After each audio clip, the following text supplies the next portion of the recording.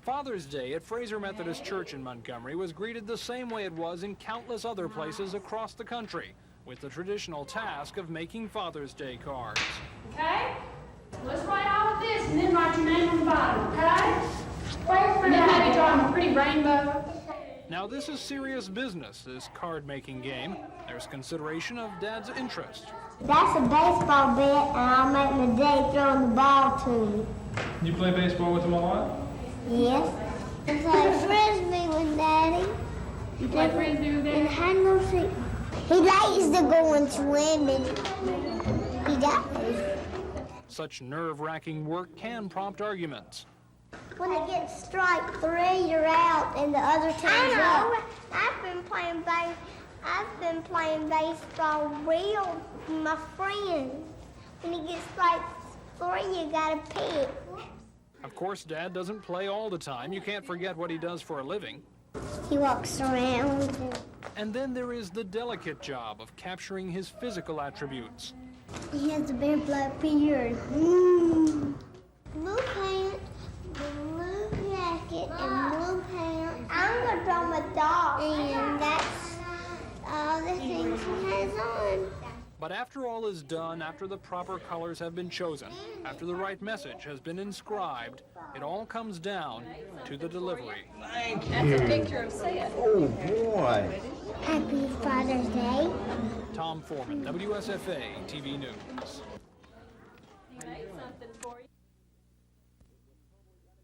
It was totally unexpected, the news today from Elmont, New York. A horse that had never been sick a day in his life died. Swale, a champion racehorse, suddenly keeled over, dead of an apparent heart attack.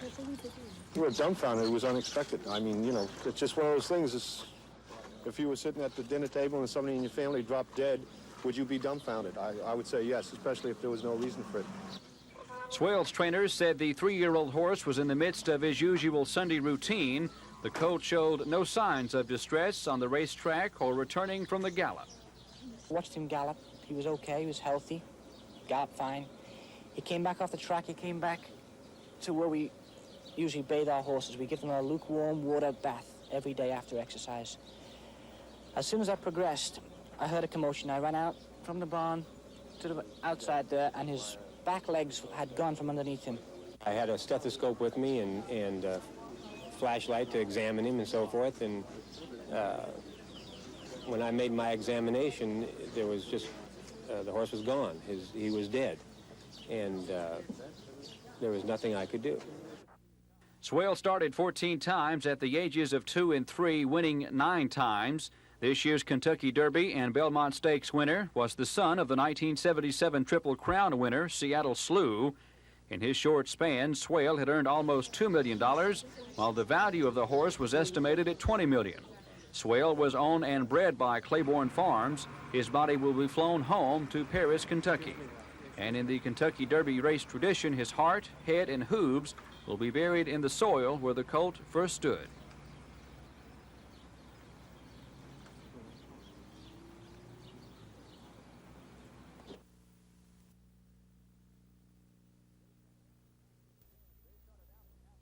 The day started out for Pascual Perez on a bad note or notes. Perez was tagged twice in the second inning. This 2-2 pitch would be home run number 6 for Cincinnati's Dwayne Walker. And Brad Gilden's first hit during the series would end up in the blue seats of right field.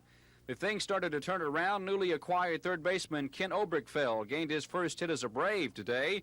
He would later score on this grounder by Bruce Benedict down the third base line. The bottom of the 7th was most productive for Atlanta. Dale Murphy would hit his 15th homer of the season and gain 2 RBIs. And catcher Benedict with another grounder to left would place Atlanta ahead for good. The Reds would hit another homer off Perez in the 9th. Donnie Moore came in on relief and got the save as the Braves won it 6-5.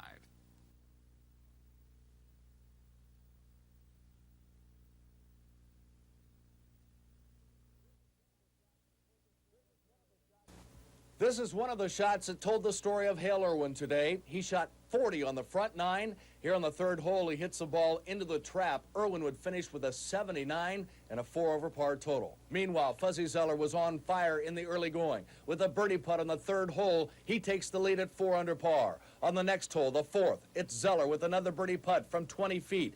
Zoeller had it going. He goes to 5 under par. Zoeller went on to birdie the fifth. And here he is with his attempt for his 4th straight birdie at the 6th hole. Zoeller in command at 7 under par. We switch now to the 14th. This is Greg Norman. He was charging hard, and here at the 14th, Norman with the birdie putt drops to 4 under par. Meanwhile, Zoeller playing behind Norman in the last group, hits his tee shot on the 14th, hooks it into the trees. Zoeller would take bogey to drop to 5 under par with a 1-shot lead.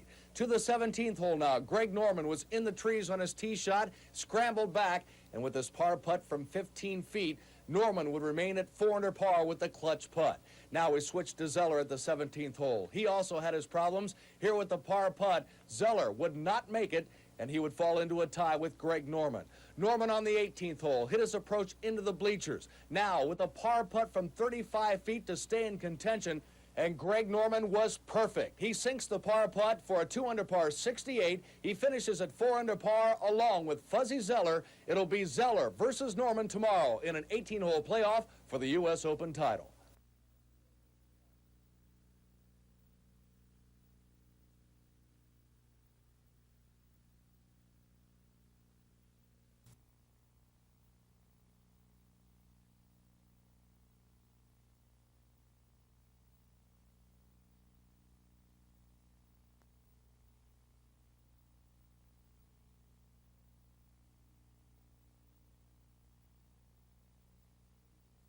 Signed up for a post office box, and the man said, "You want to put in a change of address at the same time?"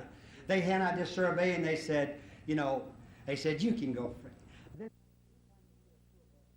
Anytime you see a tour bus coming through Montgomery or through the state of Alabama, that represents anywhere from $2,500 to $5,000 every 24 hours.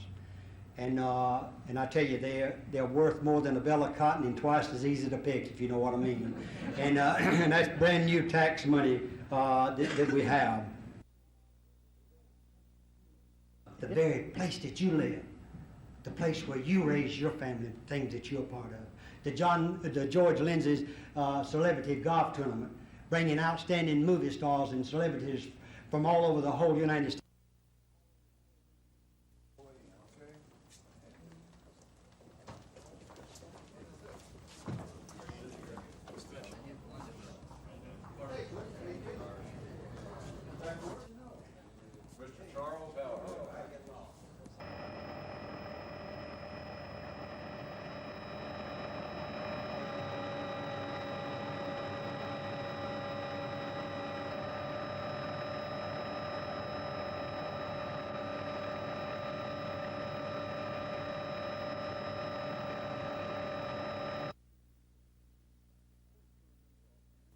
Holt turned himself in and signed a $500 bond. His attorney, Jimmy Poole of Montgomery, says his client is innocent.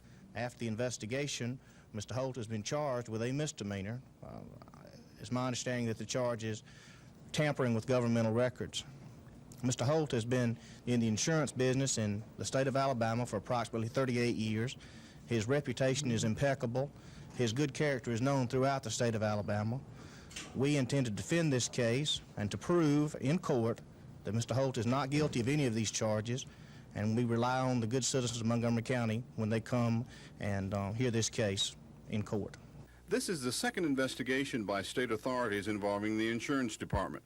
The other centers on the reinstatement of James Fayle's license to sell insurance. But a spokesman for the Attorney General's office says these are separate proceedings and are not connected. This is Norman Lumpkin, WSFA TV News at the Montgomery County Courthouse. House Bill 598 gives the Department of Economic and Community Affairs the control over the sale of surplus state property, reportedly an effort to save money by combining surplus state property with surplus federal property already handled by the department. The controversy began while the bill was being debated in the legislature. Some members were upset with Section 5 of the bill, which would have automatically given contract employees in that division merit system protection once the bill takes effect in October. It's just an attempt to circumvent the merit system, to continue the old spoil system. The controversy was further fueled when Representative Hooper and others, thinking Section 5 had been deleted, found it was now state law. First of all, I feel like I was misled. I resent it. By whom? I don't know. I believe the entire House was misled. We was just as surprised to see Section 5 come out in the bill as Mr. Hooper was, I assume. The controversy was aired through newspaper and broadcast reports and spread out to include Senator Larry Dixon, all now concerned with Mr. Rushton's use of Section 5. This would mean that he could continue to have contracts approved, and he could just load up the surplus division with whoever he wants to hire under contract. I think I could explain it to them in a way that they could understand it. I personally don't think they know enough about it to even talk about it. They don't realize the importance of it. The controversy transgresses House Bill 598 and admittedly touches on personalities. Both men have exchanged a letter on the matter, but most of their fight has been through news outlets, with reporters ferrying accusations and rebuttals across town. Both men say they want to get to the bottom of the problem, but are apparently waiting on someone else to set up the meeting. Chris Grimshaw, WSFA TV News at the Capitol.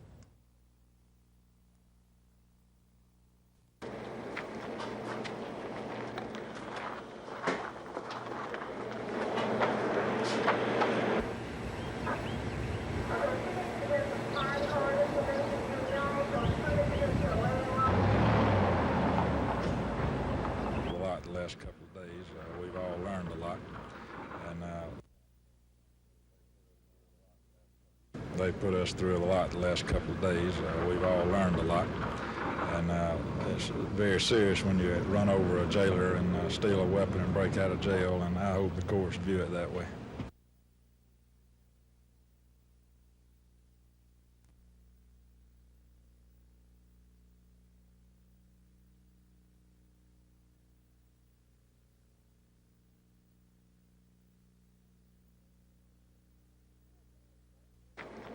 Sheriff Mixon said the three inmates overpowered a jailer Saturday night, took his gun and police radio, and then escaped through the back door. They stayed in the wooded area, hid in a drainage pipe, and spent last night there up until 9 o'clock. Then they stole a car off Newton Avenue and went to Panama City. Panama City authorities spotted the escapee's car at the Miracle Strip amusement park. Later, Dale County authorities arrested 18-year-old Robert Woodfill of Daleville, 20-year-old Timothy Blackman of Ozark, and 24-year-old Terry Noisy of Oklahoma. Woodfill was serving time for the negligent homicide of his baby daughter, while Blackman had been convicted of theft of property, and Noisy is awaiting trial for armed robbery. Although the sheriff doesn't know of any previous escapes at the Dale County Jail, he said he had been worried about security. The irony of the thing is, 3 weeks ago I called the Department of Corrections and asked them to put on a jail training program for our jailers because I felt like the security had to be improved. And they responded very quickly, and our school started today. Mixon says the escapees will probably face theft of property, escape, auto theft, and assault charges. Mary Beth Boyd, WSFA TV News, Ozark.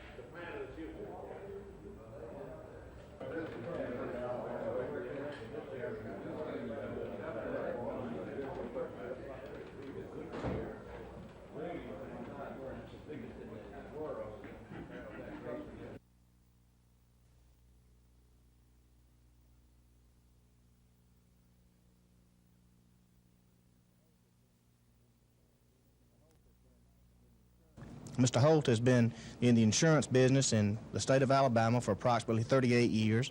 His reputation is impeccable. His good character is known throughout the state of Alabama.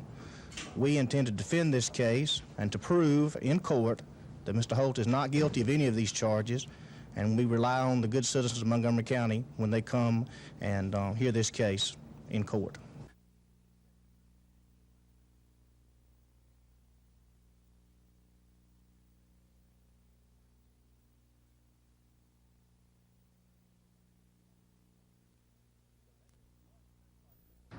For decades, large tanks like this one have been buried by service stations to store gasoline or other fuels. Airports also store large amounts of high-octane aviation gasoline and jet fuel.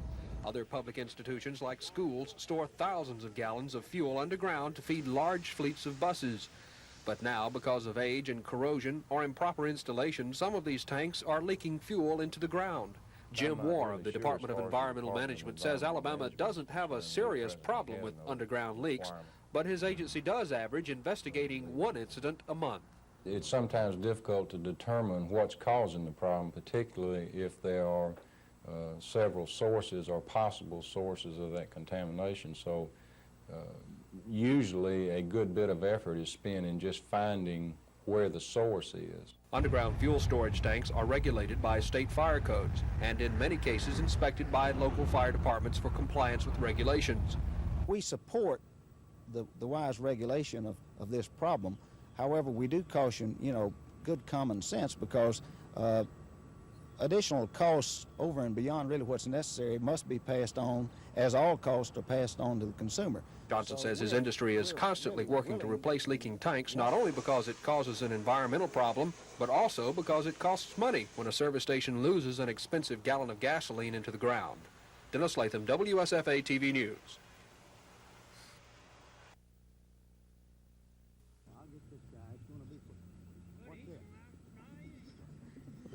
Heat. 501, 502.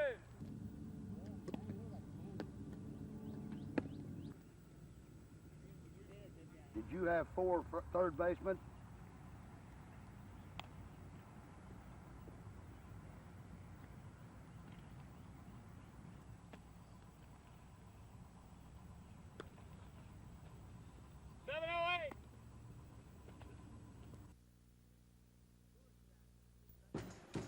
Lewis Jackson is expected to go high in the NBA draft Tuesday because he averaged 27 points a game his junior and senior seasons at Alabama State.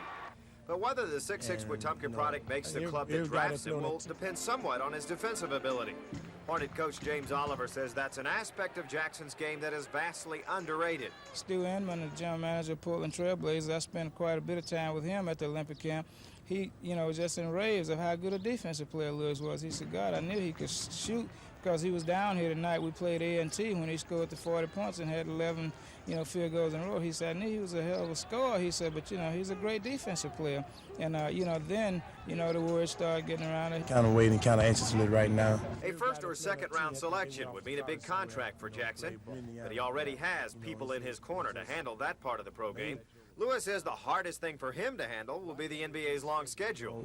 Playing in college, playing 31, 32 games seems like a lot of games, and now, it's just going to make a transition where you're playing 80-something games a year, 3 and 4 times a week, doing a lot of traveling. Lewis Jackson led his Wetumpka High School team to 2 state championships. He went on to become a college All-American within a half-hour's drive of his hometown.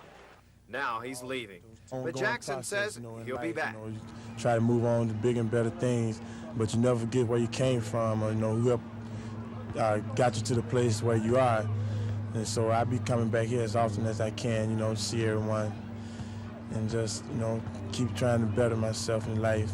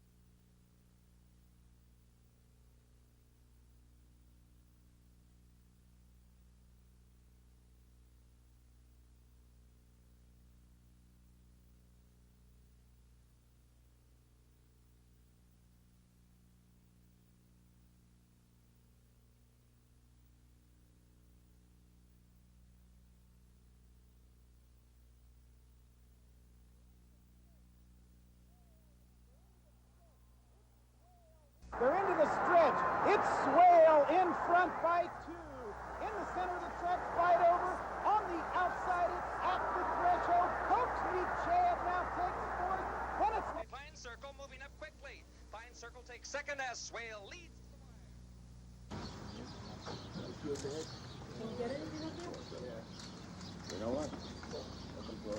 I think it's very remote. I can't conceive of anything like that being even a possibility. He has been taken care of by a very efficient, experienced barn, and there'd be no reason for it. I think it's just a, you know, I was kind of shocked when I heard even anybody considering it.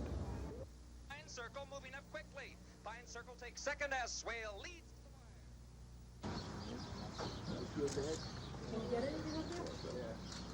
You know what?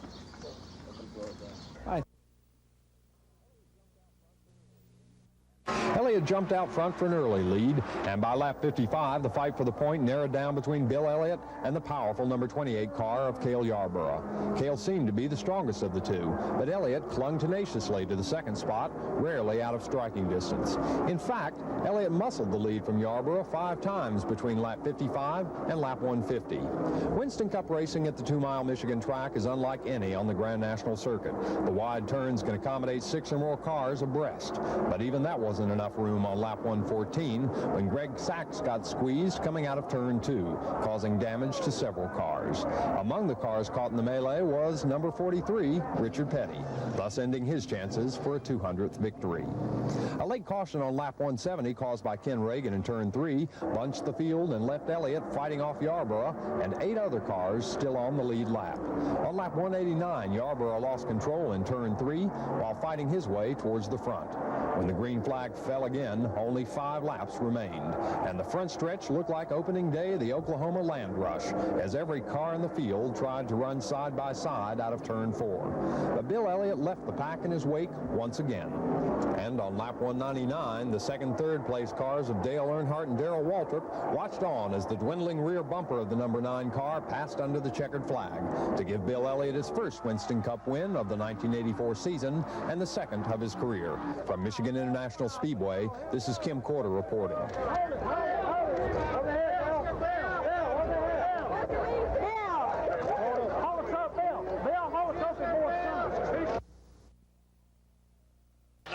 Back coming in as the Tigers got off to that blistering start, 35-5. Hanging it. 6 back. Foul tip. This time Weininger holds on for the last 5 games. That's drilled to the gap in right center field, and it is off the fence. Randolph was running all the way, so he is being waved in. Whitaker's going to Parrish, is not in. Sparky Anderson. Not butting that one as he gets it in the air to deep right field and into the upper deck. Double play. They won't get it as it's drilled to deep right center field. Lemon goes back, makes the catch on the warning track, and the Yankees take the lead as Randolph scores, and Weininger gets back to first. But that one stayed in, and that one was hit almost 400 feet.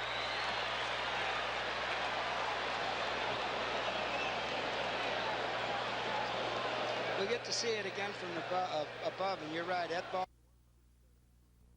10,173 inmates are serving time in Alabama prisons, but some of them are missing. 1,114 have escaped since 1916. They are still missing. Those names are kept on computers at corrections offices in Montgomery. The name of Fred Turnpenny stands out among the escapees. He ran on September 27, 1916. He's never been recaptured. But Corrections Commissioner Fred Smith says, comparatively speaking, this state's escapees are low. Well, here in Alabama, we have the lowest escape rate in the entire nation, and that's because of the professional staff that we have and the escape procedures we have, and I might say the great cooperation we have with the local law enforcement officers that help us in catching escapees. The procedure is that we contacted all law enforcement agencies, even across the nation, on the wires and with the national computer system, And that's why it's very difficult for a person to remain on escape for long periods of time. We have 1,014 that, as far as our computer base shows, that are on escape today. But this is from 1916, and many of those people are dead and so forth today. And we're in the process of purging this presently. The oldest one, I guess, is Fred Turnpenny that escaped on, I believe, 9/27/1916. That's the oldest one we have on our records today. Alabama corrections authorities say if Fred Turnpenny, who escaped 66 years ago, isn't already dead, he's done the best job of avoiding recapture that they know of. This is Norman Lumpkin, WSFA TV News reporting.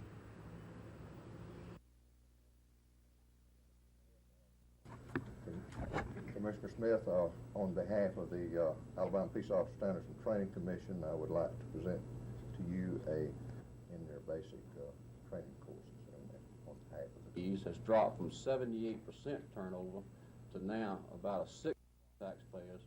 With our employees has dropped from 78% turnover in the academy, and then Bill Long, it's over all of our training. A few years ago, I don't know if you people in these many remember this, but a lot of the legislators in this state were asking, how long will it take for Alabama to get as good as Texas? That used to be the question of all the legislators. Well, I'm happy to say today that Texas is asking, people in Texas are asking, how long is it going to take the state of Texas to get like the state of Alabama? And Texas has recently flown in a crew of people just to videotape our training since its inception. And we totally back law enforcement. What this is today is recognition of the with their tremendous political war chest, the PACs, or political action committees as they're known, have far more influence over the affairs of state government than do the political parties. Bailey says a recent special session of the Alabama legislature is a good example of this. He says a compromise could have been reached on co-employee lawsuits if trial lawyers and big business had been willing to give in. They weren't, so the bill died.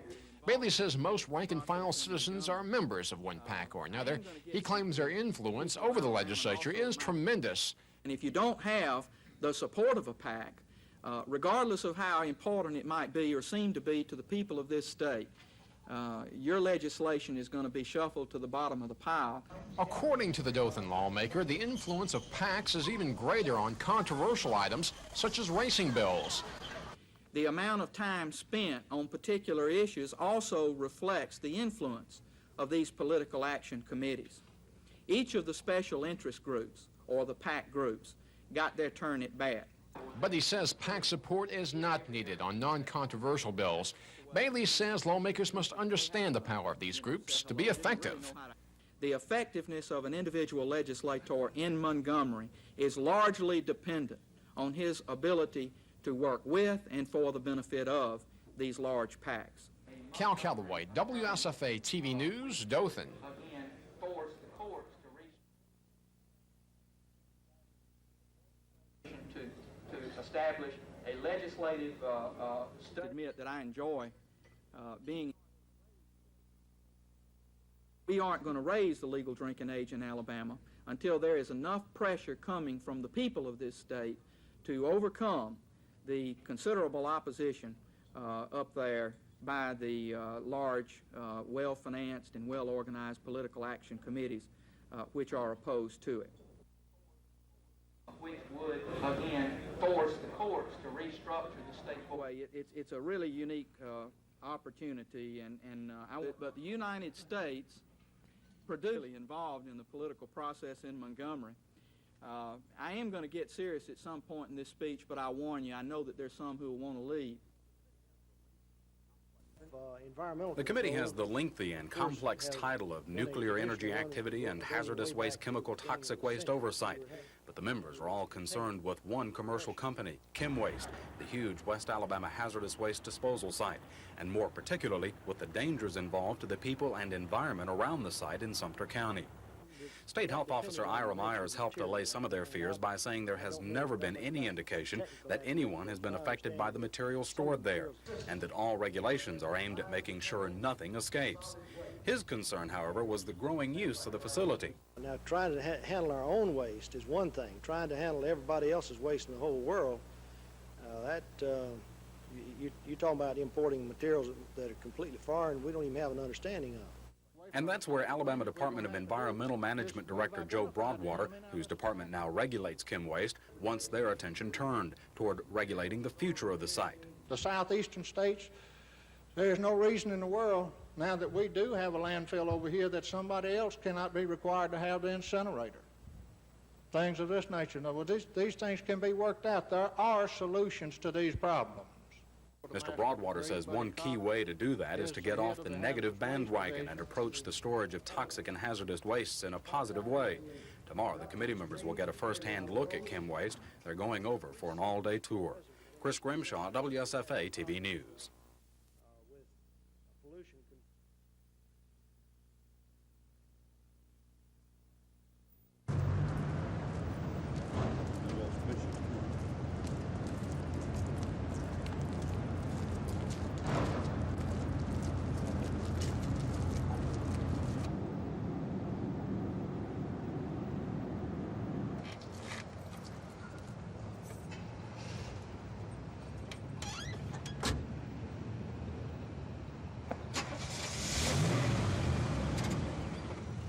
I've always thought that the policy on the flea and felon statute was bad, and I'm glad that the court struck it down. Some time ago, we'd expressed some reservation about this policy, and that it's most unfortunate that it took the shooting of an innocent person for this to happen, but usually things like that happen after someone innocent is hurt or killed.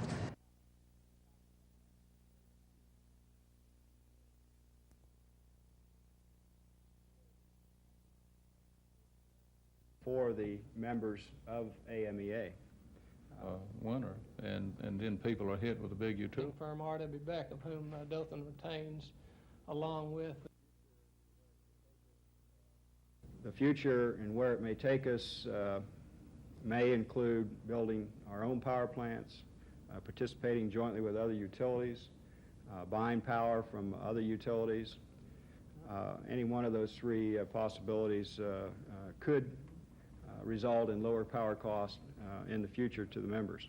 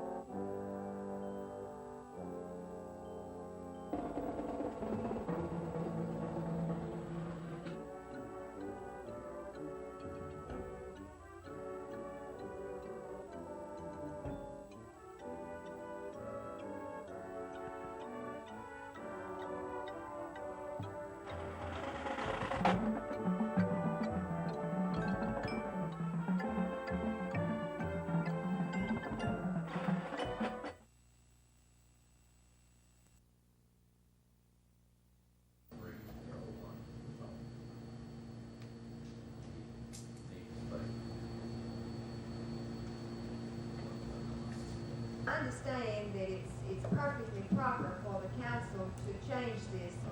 2 years, this was on B2 district and B2 basically was a possible filling stations or night activity. Back to the planning commission to get them approved the L1 request. As it will be redone.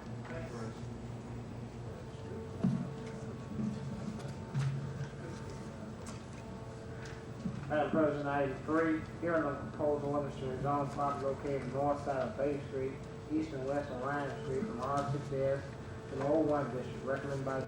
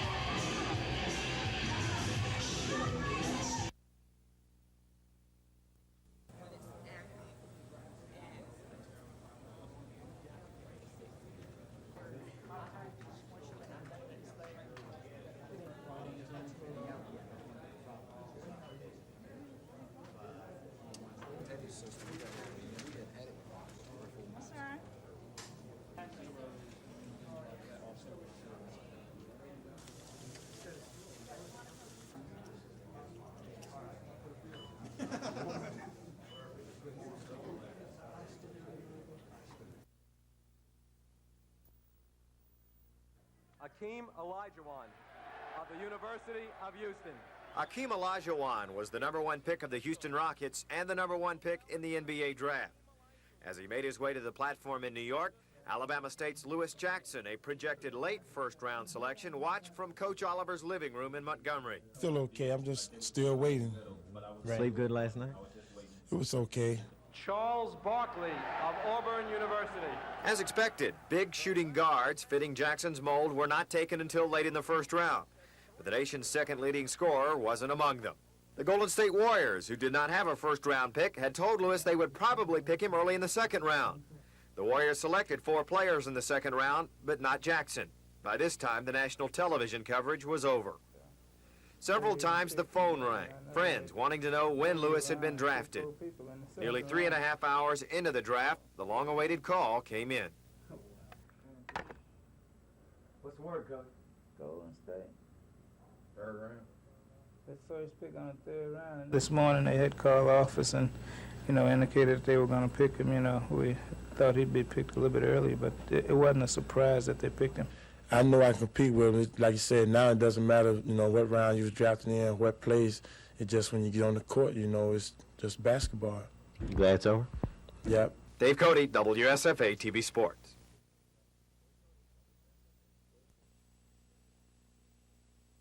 Vice versa. I think it's really a little premature. Philadelphia 76ers select Charles Barkley of Auburn University. Barkley will apparently join Julius Erving and Moses Malone on the Sixers' front line. That should improve their rebounding and their inside scoring. With Barkley on one side of the basket and Malone on the other, the Sixers could be as physical as anyone in the league, Boston included. Barkley was in New York for the draft, where there was the inevitable question about his failure to make the Olympic team. I thought it was my inability to play defense. I have a trouble playing defense because we played primarily zone at Auburn.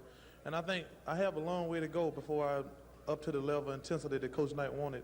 So it's just going to take a lot of hard work.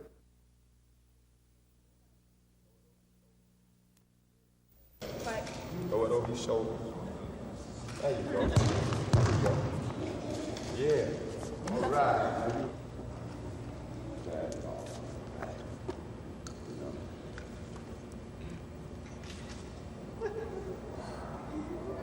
Lou and Geese, they do a great job, I think. It's the kids mostly. I think every time we walk into a gym and see all the smiling faces, that gives us the incentive to go out and do our best. And as you know, we are the ambassadors of goodwill.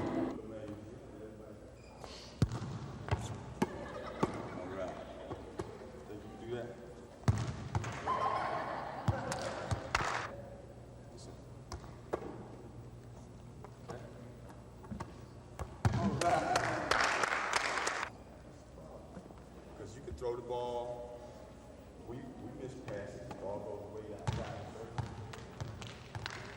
Guys trying to get the ball, you may do something like the ball's been a bad boy or something. Throw it back. Where we will do the drawing for the golf tournament. At 1 o'clock, the golf tournament will tee off with a shotgun start. People comfortably. It'll be a little. It gives us a time to expose the university, to keep us in the press, to keep the people knowing that the university's there, what it's doing, how it's out trying to recruit students, how it's out giving scholarships, that the money is there, that we're trying to, help kids go to school. That's why we're down here.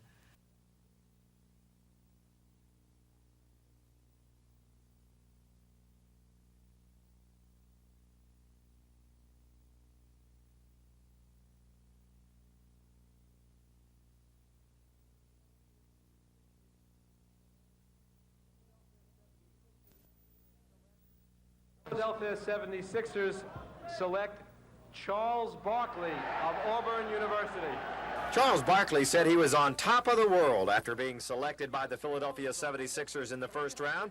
The round mound of Rebound, who was the 5th player chosen overall, said he knew it wouldn't be long, though, before he'd have to come down and worry about just making the team. one he said he had only dreamed of playing for. They already have a great team, and hopefully they'll play me at the power forward position. And I hope I can learn from Moses and Dr. J and all the great players they already have. Among the millions watching the draft proceedings on television was Alabama State's Lewis Jackson, who was picked by the Golden State Warriors in the 3rd round. The Hornets' second all-time leading scorer, who was projected to go higher in the draft, was just relieved it was all over with. I feel that I'm able to compete with these guys. I've played with them in different places, you know, this past couple months, and I know I can compete with them. Like you said, now it doesn't matter, you know, what round you was drafted in, what place. It's just when you get on the court, you know, it's just basketball. As Lewis's financial advisor, what now is the next procedure? Well, I think we'll need to make communication with the Golden State team. We'll probably have very quick communication, and then we'll just feel each other out and go from there.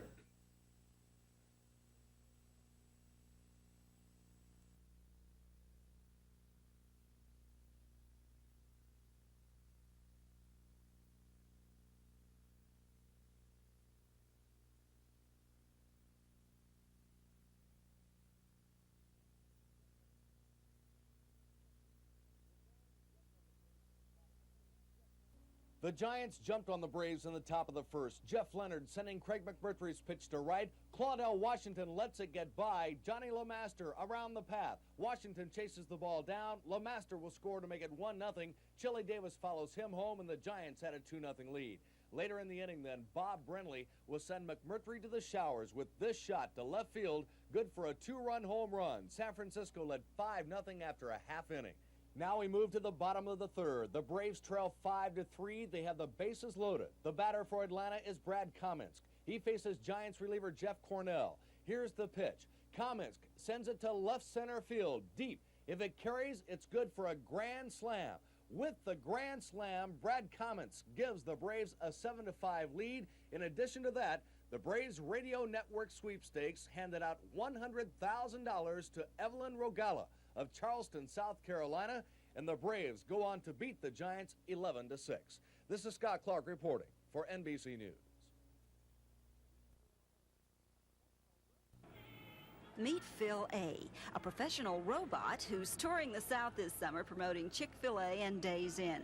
Now, the promotion game is simple enough. You shake a few hands, you make people smile, you rotate your head, play your music, and flip your lights on and off. It's all in a day's work. But today, this mechanical marvel found himself in a different sort of mall.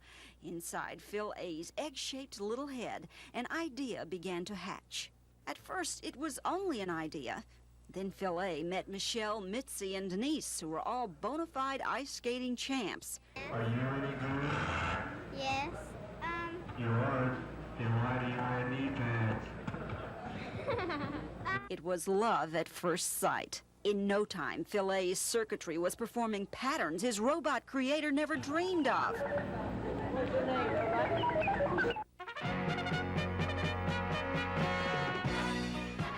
Soon, those patterns were transferred to the rink, where Phil A learned the word axle is more than just a robot anatomy term. The only problem with this mechanical marvel is he's just too perfect. Even though today was his first time on the ice, his balance was flawless. And everybody knows the most important lesson any ice skater has to learn is how to fall. Lynn Sampson, WSFA TV News.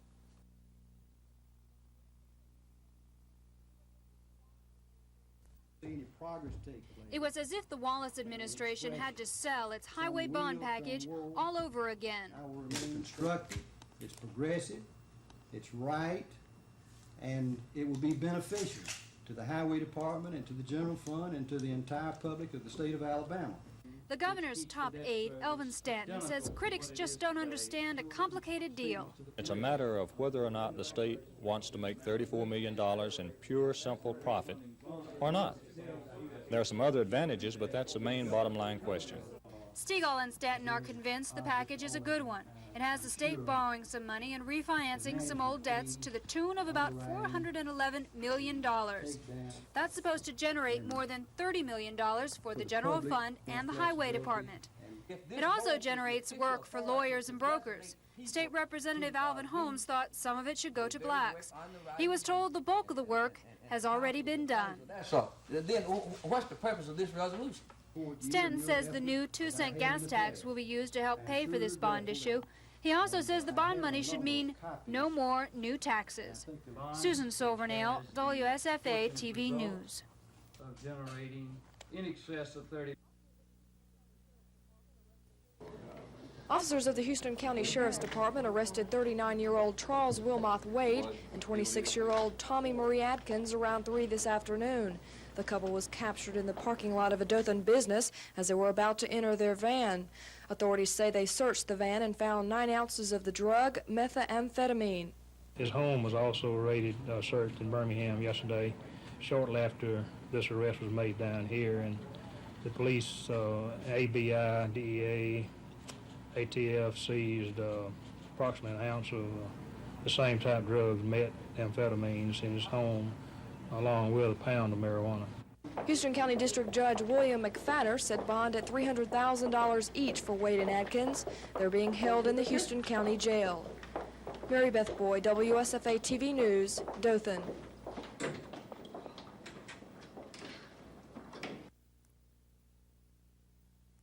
In foreign countries or lived away, and that's when I suddenly realized. And the answer to that question is, both my wife and I, Fran and I, have fallen in love with Montgomery. I think it's a wonderful city, a wonderful town. The people have been very good to all of us, and we've tried to reciprocate in some kind. And if we can find something that is interesting and challenging for me, this is where we want to stay. We do have other opportunities in other parts of the country, and if nothing looks right here, we will take advantage of those other opportunities. But we both hope we're able to stay here.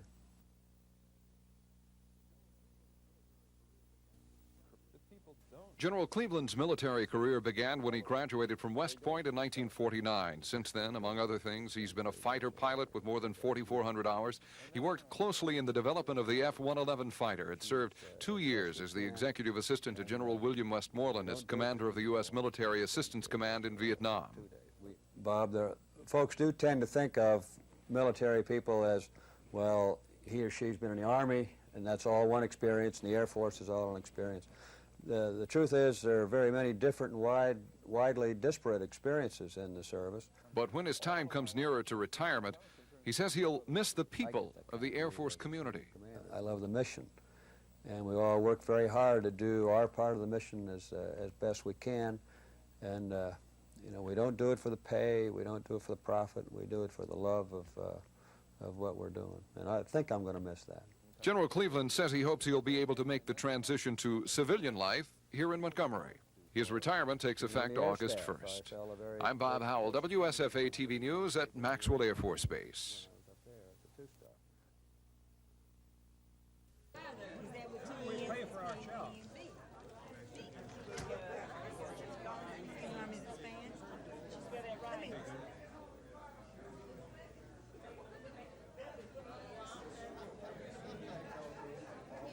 We're a little better than 3-day supply, and it becomes critical when it gets down to like a 2-day supply. Do you foresee that happening at this point? Let's hope we can pull it out. We're trying to beef up our current scheduled drives, call more donors into our fixed sites, and trying to schedule additional drives. Let's hope we can pull it out.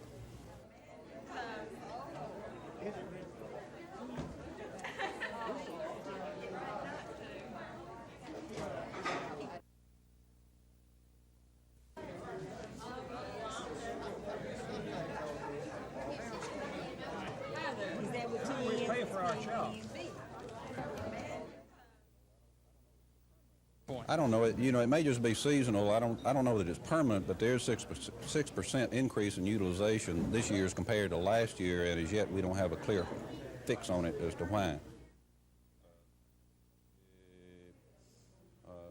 I don't know. I don't know what the exact answer is right now. We'd have to review it at the end of the year and look back and see why. I made a speech asking the president to issue an executive order requiring every department, agency of the federal government to look at their transportation cost, refigure them on the basis of the Tennessee Tom Bigby, and see whether or not the Tennessee Tom Bigby will save them money. This will be, in my judgment, be a lot of cost saving to the government. It will mean savings of time, and it'll help the Tennessee Tom Bigby.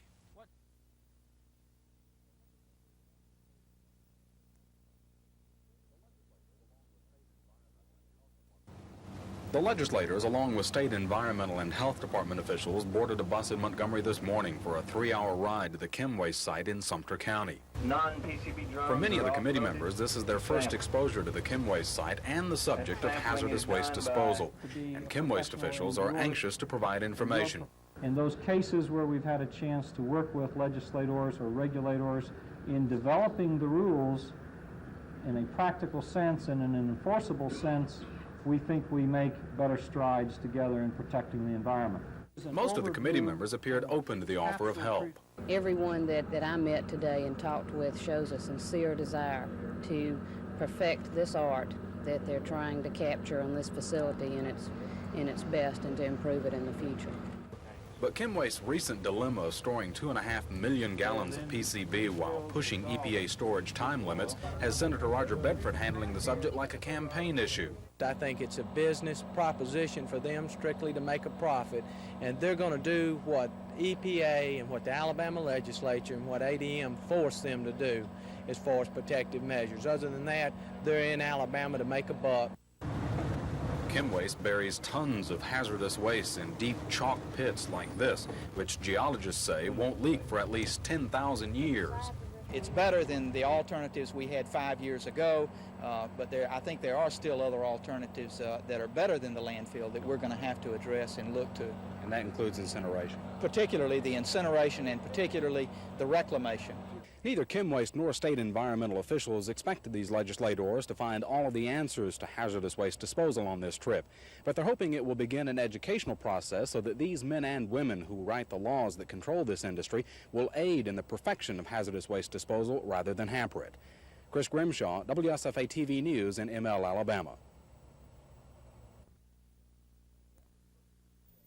The average person in the U.S. is exposed to between 100 and 200 millirems of radiation each year. Scientists say a lethal dose of radiation is in the 400 to 500,000 millirem range. The small amount of radiation we are exposed to comes from many sources, and to the surprise of some, very little of it comes from nuclear power plants or atomic bomb testing. In fact, I think from all the nuclear testing that has been generated in the last 20-some years, it's only approximately 4% of our exposure to radioactivity. About half the radiation we encounter every day occurs naturally, either from cosmic rays, trace elements in the soil, or the small amount in the human body. The other half is man-made, from power plants, bomb testing, and the largest man-made source of all, medical X-rays. Charles Porter, director of the EPA's Eastern Environmental Radiation Facility, says we've just about doubled our exposure in the last 200 years. Is it hazardous? In my opinion, no.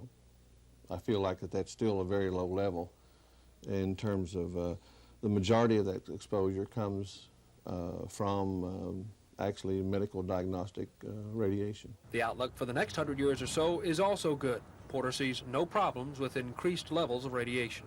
Dennis Latham, WSFA TV News.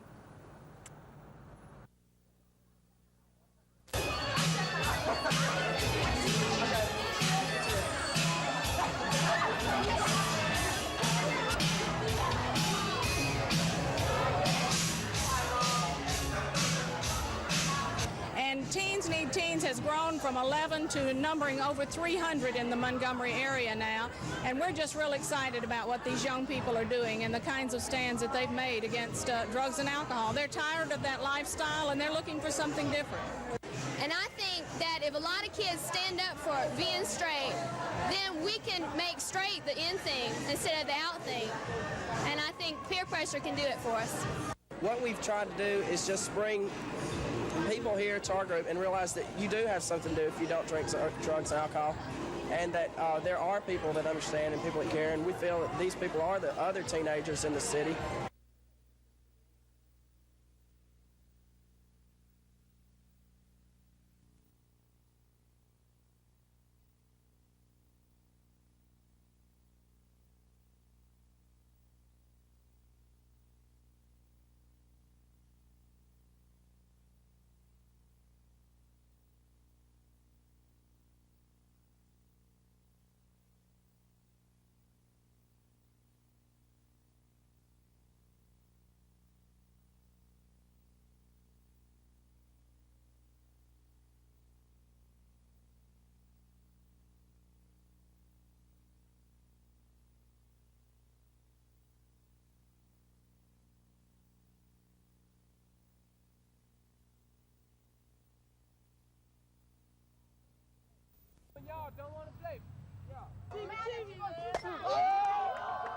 NYSP is the brainchild of the Community Services Administration and the NCAA. 90% of the program's participants come from low-income families. Without NYSP, these 410 kids from the Montgomery area would have no summer at all. Because of it, they are enjoying football, softball, and swimming. They come for the swimming pool. And when they find out that we have a program that offers enrichment to every person in the program, at least 2 hours of enrichment per week, then you see the attitude change because a learning process begins to take place here. Group participation is stressed on and off the field. 12-year-old Eric McTeer liked the program so much last year, he's back for a second session. Well, what if you didn't have the program? What would you be doing, you reckon? Well, probably in the hot sun playing or in the house cooling out. Is it more fun being out here with all the kids? Yes, it is. It takes a lot of workers to put this program on, and it turns out the kids aren't the only ones getting the satisfaction from it. I had a good time last year with these kids, and we all had fun, and most of them remember me, so I just decided I'd come back again. Group leader Tracy Robinson says she'd probably be watching soap operas if it wasn't for NYSP. It gives me something to do, and I enjoy it, as long as they enjoy it. And I have told them that we would treat them nice if they treat us nice. That's just the best we can do. To say the National Youth Sports Program has made a big splash would be an understatement. Dave Cody, WSFA TV Sports.